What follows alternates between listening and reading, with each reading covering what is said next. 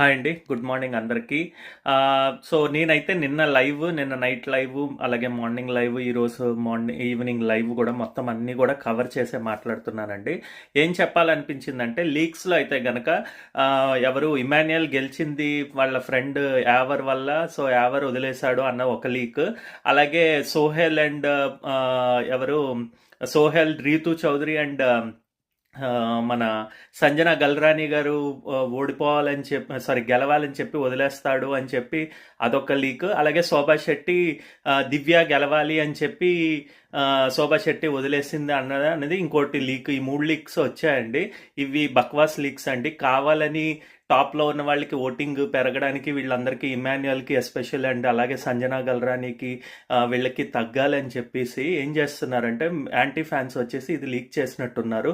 లేకపోతే కొంతమంది రివ్యూయర్స్ ఇది కావాలని సిండికేట్ ఫామ్ అయ్యారు కదా, వాళ్ళు చేస్తున్న దుష్ప్రచారం అనమాట నన్ను అడిగితే.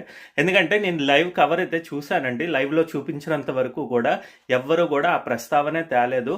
ఓన్లీ సుమన్ శెట్టి గురించి ఎవరు హారిక, దేత్తడి హారిక తనొక్కళ్లే కొద్దిగా టైం ఇచ్చారనమాట. ఓకే, అదొక సాఫ్ట్ కార్నర్తో ఇచ్చినట్టుగా అనిపించింది. కానీ మిగిలిన ఏ కంటెస్టెంట్స్కి, ఐ మీన్ అవుట్ సైడ్స్ వచ్చిన వాళ్ళు యోధులు ఎవరు కూడా ఛాన్స్ అయితే ఇవ్వలేదు.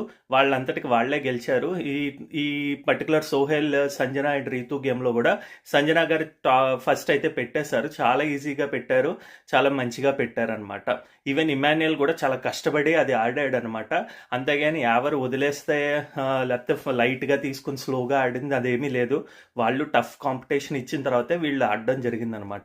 ఈ కావాలని వేరే వాళ్ళకి తగ్గిపోవాలి ఓటింగ్ అని చెప్పి, లేకపోతే వాళ్ళకి సింపతి పెరగాలని చెప్పి ఏదో మాట్లాడినట్టుగా అనిపించింది నాకైతే.